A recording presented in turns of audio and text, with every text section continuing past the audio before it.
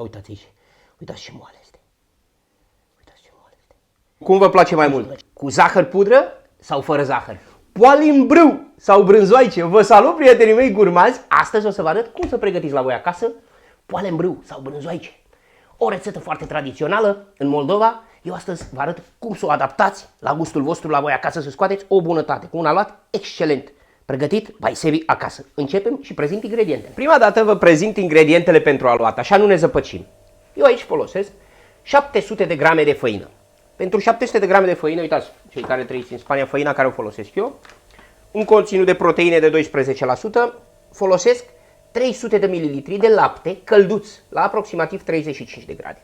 Zahăr, eu folosesc 3 linguri, nu le-am cântărit, sunt aproximativ 60 de grame de zahăr, dacă vreți puteți să puneți 4 linguri, puțin mai mult, după gustul vostru. Aici am coajă de lămâie rasă de la o lămâie, sare, o linguriță, sunt 5 grame, unt la temperatura camerei, vedeți? Nu l-am topit, o să vă explic de ce și cum să-l folosiți dacă îl folosiți netopit. Am 120 de grame aproximativ, între 115-120 de grame, am 3 ouă, un cub de drojdie, sunt 25 de grame și 2 pliculețe de zahăr vanilinat. Cu acestea spuse, cred că n-am uitat nimic. Începem. Eu astăzi o să folosesc malaxorul, deoarece este un aluat mai lepicios și nu-mi place prea mult la mână. Haideți să vedeți. Pun făina aici, în bolul de la malaxor, încet, Sebastian, nu te grăbi. Îi fac un loc aici, nici loc cât se poate. Acum îi adăugăm drojdia. Zahărul puteți să îl dizolvați în lapte dacă vreți. Îl pun aici în lapte. Așa, îl amestecăm bine. Perfect. Și adăugăm laptele peste drojdie. Eu la început, cum v-am învățat, nu-l adăugați pe tot. Dacă nu știți cât lapte absorbe făina, pun puțină făină. Și îl lăsăm aici să formăm maiaua, timp de 10 minute aproximativ. Eu între timp am spart ouăle aici într-un castronel, le adaug sarea și ca să le incorporez mai bine, le bat puțin. Dacă vreți, puteți să le puneți direct, nu se întâmplă nimic. Ok. Au trecut 10 minute, drojdia noastră s-a hrănit. Acum, să nu uit eu imediat, adaug cele 2 pliculețe de zahăr vanilinat. Așa. Adăugăm coaja de lămâie. Facem loc aici. Ouăle și sarea. Și eu, în cazul meu, îi adaug restul de lapte, pentru că știu exact de cât lapte am nevoie. Dacă nu, adăugați laptele încet, încet. Iar dacă ați pus prea mult, nicio problemă, mai adăugați făină. Dacă ați pus prea puțin, îi mai adăugați. Și le lăsăm să se amestece.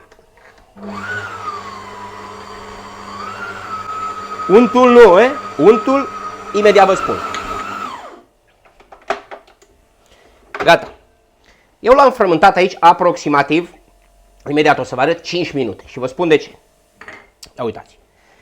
S-a format, vedeți? Particulele de gluten s-au rupt, s-au desfăcut, cât de cât este puțin elastic. Așa. Dacă punem untul de la început, ce se întâmplă? V-am explicat la rețeta de cozonac spaniol la roscon. Particulele de gluten alunecă una pe alta și nu se mai desfac, nu se mai formează aluatul cum trebuie. Dacă punem untul așa, vedeți cum e la temperatura camerei, îl putem amesteca. Eu îl pun așa pentru un rezultat mai bun. Voi puteți să-l puneți acasă, topit sau cum vreți voi. Și continuăm să le frământăm. Vedeți? Acum când s-a incorporat foarte bine bucățelele de unt, le adaug și pe celelalte. Și le lăsăm încet, încet. Aici nu-l grăbiți. Și la mână puteți să-l faceți la fel de bine. Gata. Eu l-am lăsat aici la frământat aproximativ 15-20 de minute. După cum vedeți, este un aluat puțin lipicios. Bun, imediat îl scoatem. Eu mi-am pregătit aici un castron tapetat cu puțină făină. Și imediat acum o să-l scoatem. Vedeți? Aceasta este textura aluatului. Și îl lăsăm aici. Îi pun puțină făină și pe deasupra. Îl acoperim. Și lăsăm aici la dospit timp de 30 de minute, o oră, până își dublează volumul. Timp în care eu mă spăl pe mâini, voi dați un like, vă abonați la Sevi acasă și trecem să pregătim brânza. Să trecem cu brânza, să vedeți cum o pregătesc și de ce avem nevoie. Uitați ce brânză folosesc eu. Brânză de vacă proaspătă. Dacă nu o găsiți, v-am arătat într-un video cum să o faceți acasă. O las la o parte. Aici am 500 de grame de brânză. Odată ce vorbesc, le și punem. Un ou întreg și un gălbenuș pun pentru brânza mea. Depinde cât de tare e brânza sau cât de moale este. Îi pun un praf de sare aici, peste ouă. Puneți mai mult ou sau mai puțin. Eu pun un ou și un gălbenuș. 2 pliculețe de zahăr vanilinat. Adaug și coaja de lămâie. O linguriță de coajă de lămâie. O dăm la o parte.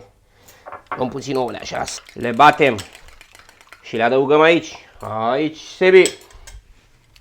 Și aici am pregătit 80 de grame aproximativ de griș. Nu știu dacă îl folosesc. Văd întâi cum rămâne brânza de tare și adaug griș în funcție de cât de tare este. Aici am 100 de grame de stafide. Peste care ce o să fac? O să folosesc puțină, stați așa un pic să nu fie prea multă, puțină apă și pun esență de rom. Romul vine foarte bine la stafide și le lăsăm aici să se hidrateze. Așa, dacă e nevoie, îi mai adăugăm puțin apă. Și în brânză o să-i adaug și aici un căpăcel aproximativ de esență de rom. Voi folosiți esență de rom sau de vanilie. Eu am pus zahăr vanilinat. Și cu acestea spuse, trecem să le amestecăm bine. Bun. Compoziția nu este cea dorită, încă este moale și încep să-i adaug griș. O lingură, îi adaug 2-3 linguri. Și continui să le amestec. Ce vreau să vă mai spun? Eu stafidele nu o să le pun aici. Normal, stafidele puteți să le adăugați aici și le amestecați. O să vedeți de ce. Eu am copii un pic mofturoși, nu mănâncă stafide și nu o să pun în toate stafide. Bun. Adaug tot grișul că nu-mi place compoziția. În cazul în care nu aveți griș, puteți să puneți pesmet sau făină dacă nu aveți. Dar depinde de brânza pe care o aveți. Ca să scoatem, acum cred că este ok. Fie un pic ușor tare. Să putem să punem în brânzoaicele noastre această brânză. O gustați și aici, după gustul vostru, îi mai adăugați zahăr sau nu îi mai adăugați. În cazul meu au trecut 45-50 de minute. Până la o oră puteți să-l lăsați la temperatura camerei. Dar uitați ce frumos a crescut. Ia uitați. Așa. Continuăm. Acum luăm făină și tapetăm frumos masa așa cu făină. Să vedeți acum ce aluat frumos am scos noi aici. Așa. Un aluat moale frumos. Eu acum o să-l tai, nu o să-l tai, o să-l las într-o singură bucată. Cred că am loc pe masă aici. Și o să-l întind bine așa. Tapetăm un pic cu făiniță să nu se lipească. Tu l-ai. Uite. Poalele noastre. Poalele noastre în brâu. Mai dăm și pe jos. Și o să facem imediat o formă pătrată. Mă duc să-mi iau întinzătorul. Luăm întinzător așa. Și o desfacem pătrată. Aranjați cât puteți. Uitați aluatul ce frumos. Face beșici. Cum zicea mamaia. Mamaia a făcut beșici, a făcut mămiță. A făcut beșici. Haideți să-l aranjăm cât putem. Cum? Ca să-l facem cât se poate elegant. Cu toate că nu este nevoie la noi acasă. Eu o să-i tai mărginile așa puțin. Cât se poate. Și acum haideți să vedem cum îl împărțim. Așa la ochi. 1, 2, 3. Bun. Aproximativ la ochi așa. 1, 2, 3. Facem și aici la fel. 1, aici ies un pic mai mari, aproximativ. 1, 2, 3. E stupendo, se las. Lăsăm astea aici. Am pregătit tava. Uitați, vă rog, cum a ieșit brânzica mea. Nu uitați ce v-am spus unde sunt stafidele mele. Imediat îmi pregătesc și aceasta. Stafidele, aici le am. Aici o să mai scot o poală în brâu. Stafidele le am aici. Voi nu faceți ca mine. Stafidele amestecați-le cu celelalte. Și acum începem să formăm poalii. Îmi pun aici o lingură. Cred că mai merge puțin în brânzică. Așa. În asta o să pun stafide. Și iau stafide de aici și le pun deasupra. Eu astfel știu în care am pus stafide, în care n-am pus stafide. Și acum închidem poalele așa frumos. Le luăm de aici, așa, odată așa, odată așa. Le aranjăm, binișor așa, și le punem pe tavă, bine închise. Continuăm. Eu le închid în 4. Dacă vreți să le închideți în 8, puteți să le închideți în 8 sau mai multe. Pun și asta aici. La fel, stafide. Vedeți cât de gros am lăsat eu aluatul? Și îl închidem așa frumos, o dată aici. O dată aici. O formă cât de cât așa elegantă, chiar dacă suntem la noi acasă. Să aibă puțin joc de scenă. Și punem poalele în brâu aici.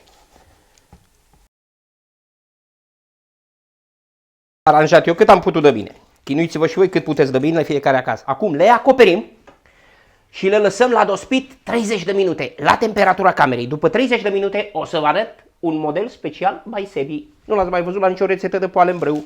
Să-i dăm un efect special pentru prietenii mei gurmaji. Au trecut 30 de minute, eu aici am pregătit un gălbenuș de ou. O să-i adaug puțin ulei. Dacă vreți puteți să-i puneți lapte, să-l mulțiți la puțin ulei.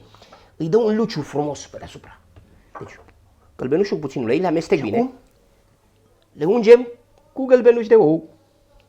Le-am uns și acum puteți să le introduceți direct la cuptor. Eu îi mai fac un efect, că așa îmi place. Așa, vedeți? Fac cu o furculiță. Facem un model așa, să vedeți ce frumos este. Gata. La fel ca la rețeta de pocea turcească. Și acum le introducem în cuptorul preîncălzit la 180 de grade, exact la jumătatea cuptorului în cazul meu. Wow! Wow! Un miros impresionant. Uitați ce frumusețe de poale în brâu avem aici. Uite-te dacă nu mă atinge. Le astup și le lăsăm să recorească și trece la momentul cel mai așteptat. Wow! Ce mai trebuia să vă spun? Le-am lăsat la cuptor între 25 și 30 de minute. Trebuie să cunoașteți foarte bine cuptorul. Imediat o să vă arăt pe dedesubt cum sunt de coapte. Și trece la momentul cel mai așteptat. Haideți, s-au răcorit un pic, să pot să le iau. Ce puteam să spun eu aici? Uitați cum se rupe una de alta. Uitați aici, să vedeți.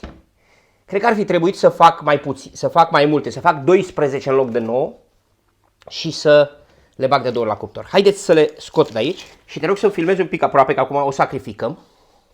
Uitați aici, uitați ce moale este. Uitați ce moale este. Cozonăcel, cozonăcel, uitați ce pufoasă este înăuntru, uitați-o la ea. Uitați, fâșii se desface. Uitați, burete, burete, burete. Gata, asta o să o savorez liniștit. Vă invit să probați această rețetă minunată de brânzoaice sau poale în brâu. Dacă vreți să le puneți puțin zahăr, pudră pe deasupra, sunteți liberi la voi acasă. Și cu astea spuse, prietenii mei gurmanzi, nu uitați, oriunde v-ați aflat, sunteți iubiți. Și această calitate de aluat, dau eu garanție pentru ea. Haideți, probați-o la voi acasă. Ne vedem într-un nou video. Vă pup, prietenii mei gurmanzi!